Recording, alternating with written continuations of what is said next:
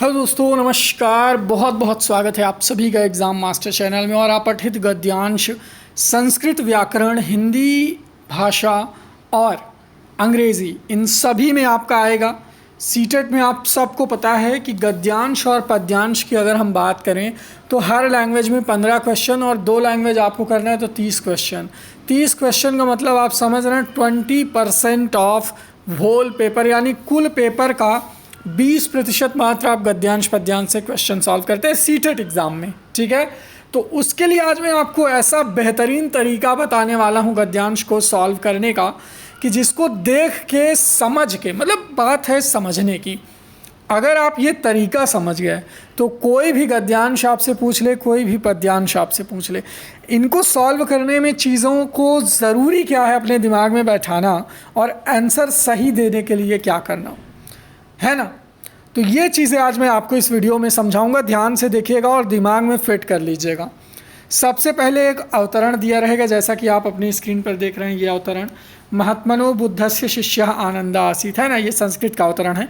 इसी तरह अगर हिंदी में रहेगा तो हिंदी में दिया रहेगा, अंग्रेजी में रहेगा तो अंग्रेजी में दिया रहेगा। ठीक है, इसके बाद नीचे आपको क्वेश्चन देगा, कम से कम 8 क्वेश्चन। गद्यांश में 8 रहता है, पद्यांश में 7 रहता है, टोटल 15। ठीक है, तो अब सबसे पहले आपको करना क्या है, देखिए सबसे पहला काम है, जब भी गद्यांश सॉल्व करने जाओ लैंग्वेज में शुरू में ही रहता है, तो गद्यांश को पढ़ो। गद्यांश जब आप पढ़ोगे, जैसे यहाँ पर आप पढ़ोगे कि महात्मनो बुद्धस्य शिष्यः आनंदा आसीत्, तो अब संस्कृत में है, इसे हिंदी में अपने दिमाग में अर्थ समझना है कि महात्मा बुद्ध के शिष्य आनंद थे। एक बार ग्रीष्मकाल यानी गर्मी में वो जा रहे थे, कहाँ, सूर्य बहुत तप रहा था, वो रास्ते से जा रहे थे और सूर्य बहुत तीव्र था, उनको प्यास लगी। इस तरह आप संस्कृत में, अंग्रेजी में, हिंदी में उस गद्यांश का अर्थ समझने की कोशिश करिए। अब यहाँ पर गद्यांश, अगर आपने गद्यांश का भावार्थ समझा, अर्थ का मतलब है कि भावार्थ को समझना, गद्यांश का भावार्थ अगर आपने अपने मन में समझ लिया तो अब आपको पहले क्वेश्चन पर जाना है जो गद्यांश से दिया है। जैसे यहाँ पर दिया है, देखिए कि प्रत्यवदत में कौन सा उपसर्ग है। अब यहाँ पर ये प्रत्यवदत जो है ये इस्तेमाल किया गया है गद्यांश में, और आपसे इसमें उपसर्ग पूछ लिया है। ठीक है, यहाँ पर देखिए मातांगी प्रत्यवदत, ये है ना। अब यहाँ पर आपको ये देखना है कि प्रत्यवदत यहाँ पर इस्तेमाल हुआ है, लेकिन इसके अर्थ से आपको मतलब नहीं, इसमें आपको उपसर्ग बताना है। ठीक है, तो इसका जवाब गद्यांश में नहीं है बल्कि व्याकरण में है इसका जवाब, और वो व्याकरण जो आपके दिमाग में है। ठीक है, तो जाहिर सी बात है कि प्रति उपसर्ग यहाँ पर लगेगा। आपके दिमाग में एक आएगा कि प्रति और वदत मिलकर के प्रत्यवदत बन गया है, तो प्रतिवदत, प्रति उपसर्ग के माध्यम से आप इसे सही सेलेक्ट कर सकते हैं। तो ये एक ऐसा क्वेश्चन है जो ग्रामर से पूछा है और गद्यांश पर आधारित। हालांकि इस प्रश्न का डायरेक्टली गद्यांश से कोई संबंध नहीं है, क्योंकि गद्यांश जिस बारे में है ये प्रश्न व्याकरण के बारे में है। भले ही गद्यांश के क्वेश्चन को ले लिया, तो एक तो इस तरह से क्वेश्चन पूछेगा, कुछ क्वेश्चन आपसे पूछा जाएगा जिसका जवाब गद्यांश में रहेगा। जैसे अगर पूछ ले कि बुद्ध के शिष्य का नाम क्या है ना, एक क्वेश्चन यहाँ पर अगर पूछ ले कि बुद्ध के शिष्य का नाम क्या था, तो आनंद, ये तो बहुत आसान हो जाएगा। लेकिन एक क्वेश्चन यहाँ पर ये बना है, देखिए, ठीक है, एक क्वेश्चन यहाँ पर ये बना है, क्वेश्चन नंबर 5, कि सा सर्वनाम शब्द किसके लिए है। अब यहाँ पर आप देखेंगे कन्या के लिए, आनंद के लिए, कूप के लिए, मातांगी के लिए 4 ऑप्शन हैं। तो सा सर्वनाम जो है ये यहाँ पर इस्तेमाल हुआ है, ये किसके लिए इस्तेमाल किया गया है। अब इसका जो है आप देखोगे तो सा सर्वनाम, देखिए सा जो है यहाँ पर, सह जो है ये आनंद के लिए इस्तेमाल किया गया है सा, लेकिन सा जो है यहाँ पर आपको मिलेगा कूपात जलम निष्काशयत इस्मा। आप ये क्वेश्चन गलत कैसे कर सकते हो। देखिए, आनंद जा रहे थे रास्ते से, उनको बहुत तेज से प्यास लगती है, कुछ दूर पर वो एक कन्या को देखते हैं, कुछ दूर पर, उसके पहले का वाक्य क्या है कि कुछ दूर पर वो एक कन्या को देखते हैं, और सा कूपात जलम निष्कासयति स्म, और वो कुएं से जल निकाल रही थी। तो ये जो सा है ये आनंद के लिए हुआ या कन्या के लिए हुआ, ये यहाँ से समझिए। आप में से बहुत लोग अपने दिमाग में लगा लिए होंगे कि जो सा है ये आनंद के लिए होगा, तो आनंद नहीं बल्कि वो कन्या के लिए था। ठीक है, जिसे आनंद ने देखा था कुएं से जल निकालते हुए। तो ये हुआ गद्यांश से उत्तर निकालने का तरीका। अब आप यहाँ पर गलती क्या करते हो कि आपने सा सर्वनाम देखा तो आपने सोचा कि चलो आनंद के लिए सह इस्तेमाल किया गया है शुरू में कि वो मार्ग से जा रहा था। आपने अगर पहली लाइन पर गद्यांश के गौर किया तो आपका जवाब इस क्वेश्चन का 100% गलत होगा। लेकिन वहीं अगर आपने पूरे गद्यांश पर गौर किया, उसके भावार्थ पर गौर किया, तब आप इसका सही आंसर दे सकते हो। तो कुछ आपके दिमाग में आया कैसे क्या करना है? गद्यांश में छोटी छोटी चीज़ों में उत्तर छिपा रहता है, ये जान लीजिए। तो भावार्थ को जब तक नहीं समझेंगे, जैसे यहाँ पर दूसरा क्वेश्चन है कि पीतवान में प्रत्यय क्या है।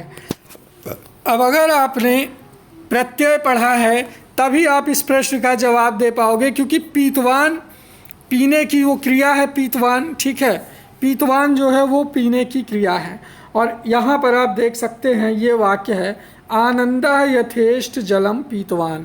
आनंद जो है वो कहती कि मैं पवित्र नहीं हूँ, तब भी आनंद उससे जो है जल पी लेते हैं। यानी पीतवान जो है वो पीने के लिए इस्तेमाल हुआ है। तो अब अगर इसका नियम आपको पता है प्रत्यय का, तभी आप इन चारों ऑप्शन में से बता पाओगे कि पीतवान में प्रत्यय कौन सा लगा है। ठीक है, 4 ऑप्शन आपके दिए हैं। तो ये इनडायरेक्टली आपसे गद्यांश से क्वेश्चन। तो यहाँ पर जो चीज़ मैं आपको बताना चाहता हूँ कि एक होता है गद्यांश से डायरेक्ट क्वेश्चन, जैसा कि आपने देखा कि सा सर्वनाम किसके लिए इस्तेमाल किया गया, और एक होता है इनडायरेक्ट क्वेश्चन जो गद्यांश के शब्दों को लेगा, उसका उपसर्ग प्रत्यय विलोम तत्सम तद्भव ये पूछ सकता है आपसे।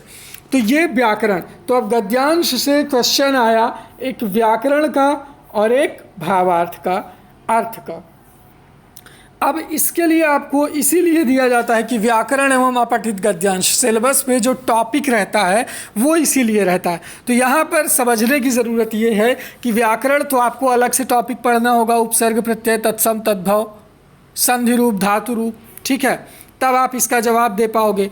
और गद्यांश से हल करने के लिए गद्यांश का भावार्थ पकड़ने की आवश्यकता है। अगर आप गद्यांश, जैसे यहाँ पर देखिए कि आनंदो वदत में कौन सी संधि है, तो अब इस प्रश्न का जवाब देने के लिए आपको संधि का पढ़ना बहुत ज़रूरी होता है। ठीक है, कि आपको संधि की नॉलेज हो। आपको आनंद मिल गया, सब्जेक्ट मिल गया, आनंदो वदत यानी आनंद ने कहा या आनंद ने बोला, आनंद बोले, है ना।